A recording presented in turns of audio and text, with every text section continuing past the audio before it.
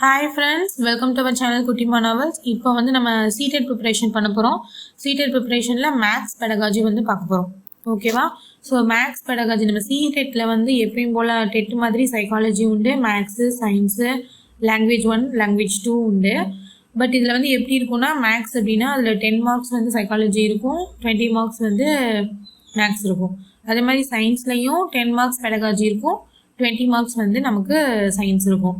So first நம்ம maths pedagogy வந்து பார்த்துடலாம். ஸோ ஃபஸ்ட்டு வந்து மேக்ஸ் பெடகாஜியில் அப்ஜெக்டிவ்ஸ் ஆஃப் டீச்சிங் மேத்தமெட்டிக்ஸை டீச் பண்ணுறதுல என்ன அப்ஜெக்டிவ்ஸ் இருக்குது அப்படின்னு சொல்லி நம்ம பார்க்க போகிறோம்.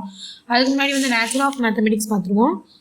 So what is mean nature of mathematics? Actually மேத்தமெட்டிக்ஸோட நேச்சர் என்ன அப்படின்னு சொல்லியிருக்காங்க. Logical, abstract and ஹைராலஜிக்கல்.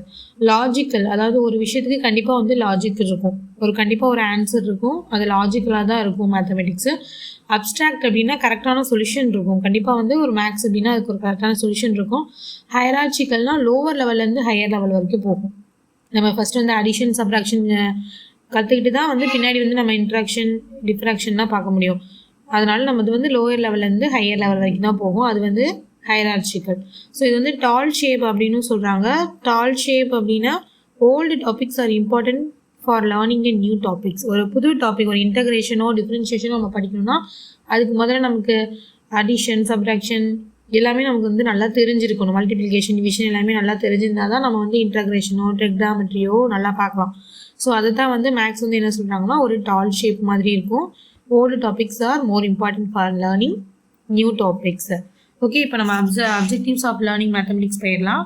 So objectives of learning mathematics வந்து ஃபஸ்ட்டு பாயிண்ட் என்ன கொடுத்துருக்காங்க, mathematisation of child thought process.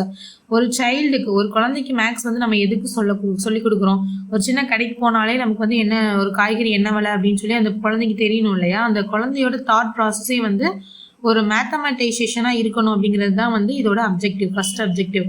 Next, children learn to enjoy mathematics. Children வந்து மேத்தமெட்டிக்ஸை enjoy பண்ணி படிக்கணும் அப்படிங்கிறது இதோட அப்ஜெக்டிவ்ஸ் தான். நெக்ஸ்ட் பாயிண்ட் வந்து என்ன கொடுத்துருக்காங்க, making a mathematics a part of a children's life experience. கண்டிப்பாக அவன் கையில் வந்து எத்தனை சாக்லேட் வச்சுருக்கான், இல்லை எத்தனை பென்சில் வச்சுருக்கான், இந்த மாதிரி விஷயம் கூட அவனுக்கு வந்து கணக்கு வந்து கண்டிப்பாக தேவைப்படுது மேக்ஸு. ஸோ அது அவனோட லைஃப் எக்ஸ்பீரியன்ஸாக அவன் வந்து இருக்கணும். மேக்ஸ் வந்து ஒரு லைஃப் எக்ஸ்பீரியன்ஸாக இருக்கணும், அது வந்து அதோட அப்ஜெக்டிவ். நெக்ஸ்ட் வந்து to develop logical thinking among children. So develop logical thinking வந்து இருக்கணும், குழந்தைங்களுக்கு வந்து லாஜிக்காக திங்க் பண்ண தெரியணும் அப்படிங்கிறதுக்கு மேத்தமெட்டிக்ஸ் வந்து சொல்லிக் கொடுக்கணும் லாஜிக்கலாக அப்படின்னு சொல்கிறது.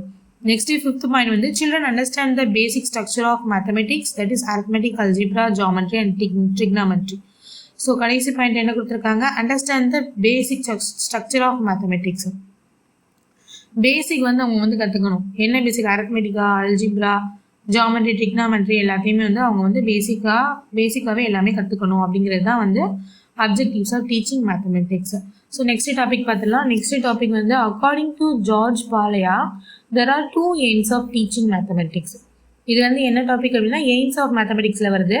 ஸோ ஜார்ஜ் பாலையா அப்படிங்கிற அவரோ என்ன சொல்கிறாருன்னா 2 எய்ம்ஸ் இருக்குது மேத்தமெட்டிக்ஸை டீச் பண்ணுறதுல. 2 எய்ம்ஸ் இருக்குது. ஒன்று வந்து நேரோ எய்ம்ஸ், இன்னொரு வந்து higher R broad AIIMS. So 2 AIIMS இருக்குது. அது வந்து ஒரு மேக்ஸை வந்து எப்படி வந்து பார்க்கலாம் அப்படின்னா, ஒரு குழந்தைங்க வந்து மேக்ஸை எப்படி சால்வ் பண்ணலாம் அப்படின்னா அதுக்கு வந்து 4 ஸ்டெப்ஸ் இருக்குது அப்படின்னு சொல்கிறாரு. ஸோ அதுதான் வந்து என்ன சொல்கிறாங்க, ஜார்ஜ் பாலையாஸ் ப்ராப்ளம் சால்விங் மாடல் அப்படின்னு சொல்கிறாங்க. ஸோ ஜார்ஜ் பாலையாஸ் ப்ராப்ளம் சால்விங் மாடல்னு சொல்கிறாங்க. அதில் வந்து 4 ஸ்டெப்ஸ் இருக்குது. என்னென்ன ஸ்டெப்ஸ் இருக்குன்னு பார்க்கலாமா? ஃபர்ஸ்ட் ஸ்டெப் வந்து understanding the problem.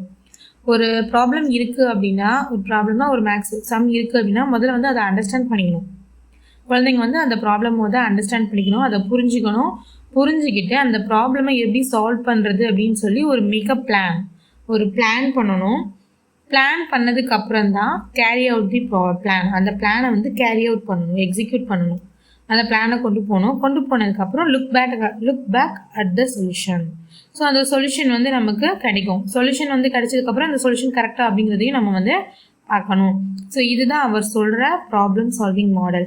Understanding the problem, make a plan, carry out the plan, look back at the solution. So இதைத்தான் நம்ம என்ன சொல்கிறோம்னா UDPL.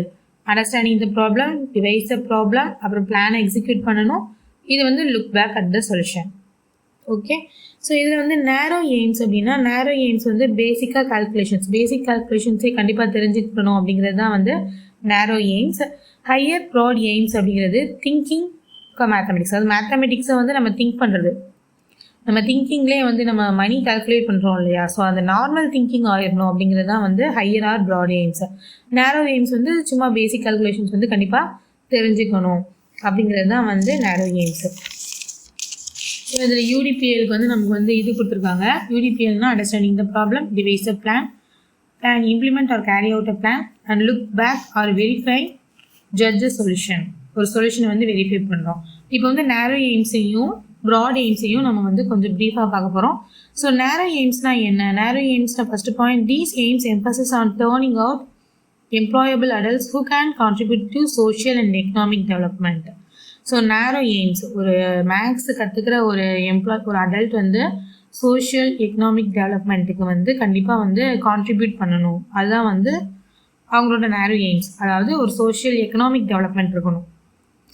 கண்டிப்பாக ஒரு காய்கறி கடைக்கு போகணுன்னாலே நமக்கு வந்து மேக்ஸ் தெரிஞ்சிருக்கணும். ஸோ அந்த எக்கனாமிக் டெவலப்மெண்ட் பண்ணுறது வந்து ஒரு கான்ட்ரிபியூஷன் வந்து இருக்கணும் அப்படின்னு சொல்கிறாங்க. அதான் நேரோ எய்ம்ஸ்.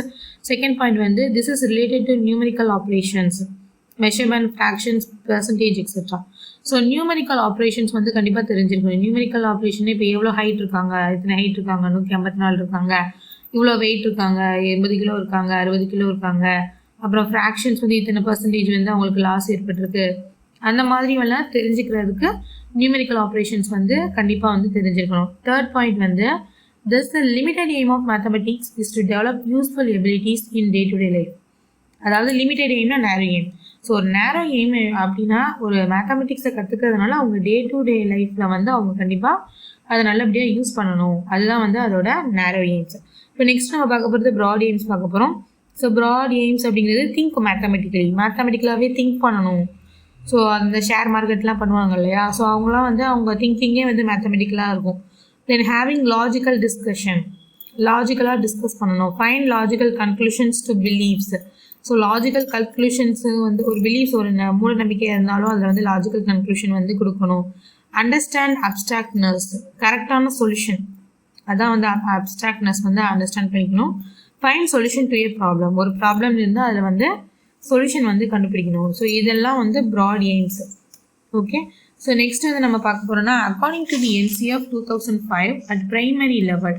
ஸோ NCF அப்படிங்கிறது நேஷ்னல் கரிக்குலம் ஃப்ரேம்வொர்க்.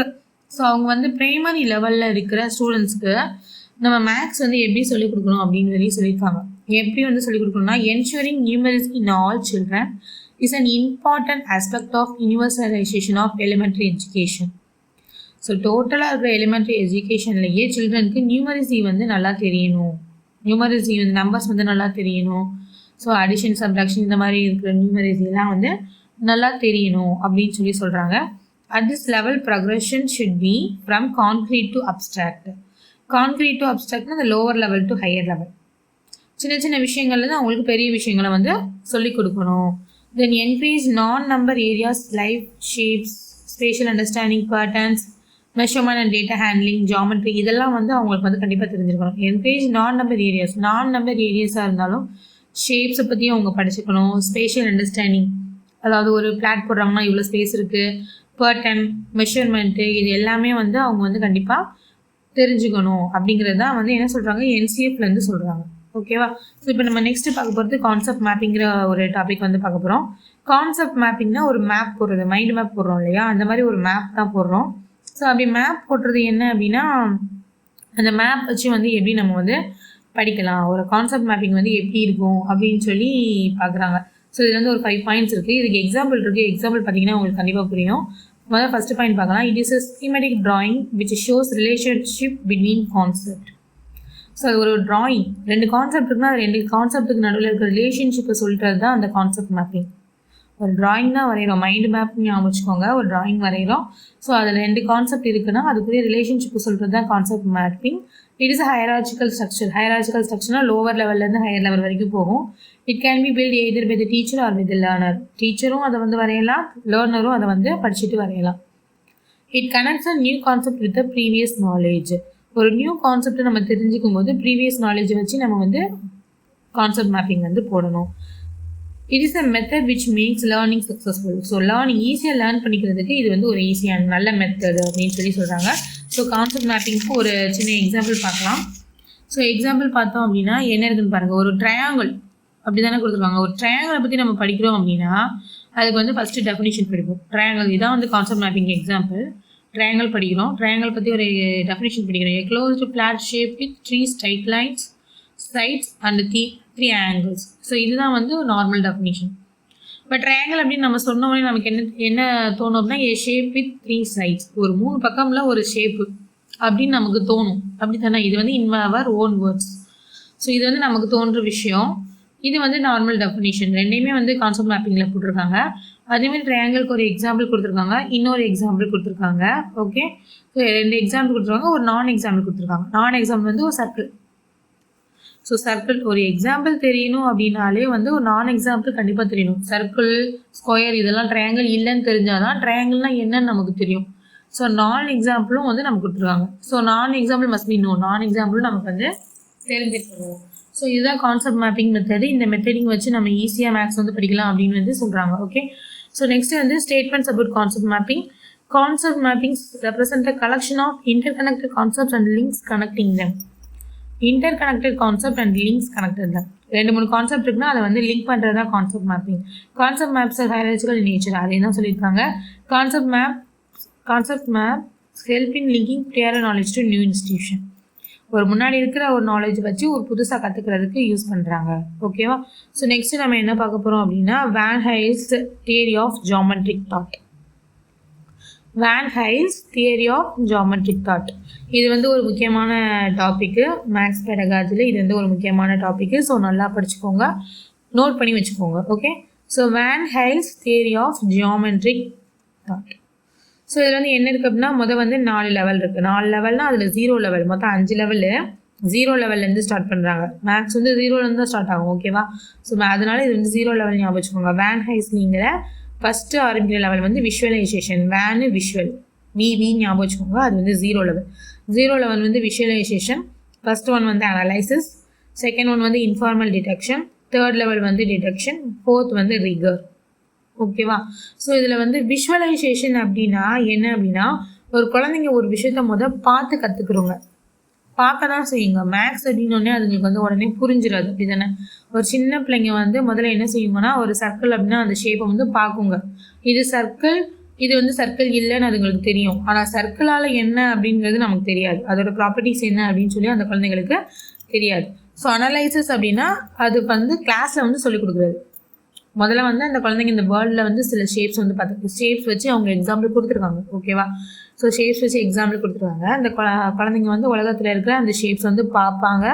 பார்த்து வந்து இது வந்து சர்க்கிள், இது வந்து ட்ரையாங்கிள் அப்படின்னு சொல்லி அவங்க சொல்லிடுவாங்க. ஆனால் அதை பற்றி ஒன்றுமே தெரியாது. அனலைசிஸ் அப்படிங்கிற செகண்ட் லெவல் வந்து கிளாஸில் வந்து சொல்லிக் கொடுக்குறது. ஒரு ஸ்கூலுக்கு போகிறாங்க அப்படின்னா அந்த கிளாஸில் வந்து இது சர்க்கிள், இது வந்து வட்டமாக இருக்கும், இப்படி தான் இருக்கும், இதுக்கு வந்து ஆங்கிள் கிடையாதுன்னு இல்லை, அது வந்து 360, இதுக்கு வந்து இவ்வளோ ஆங்கிள் இருக்குது.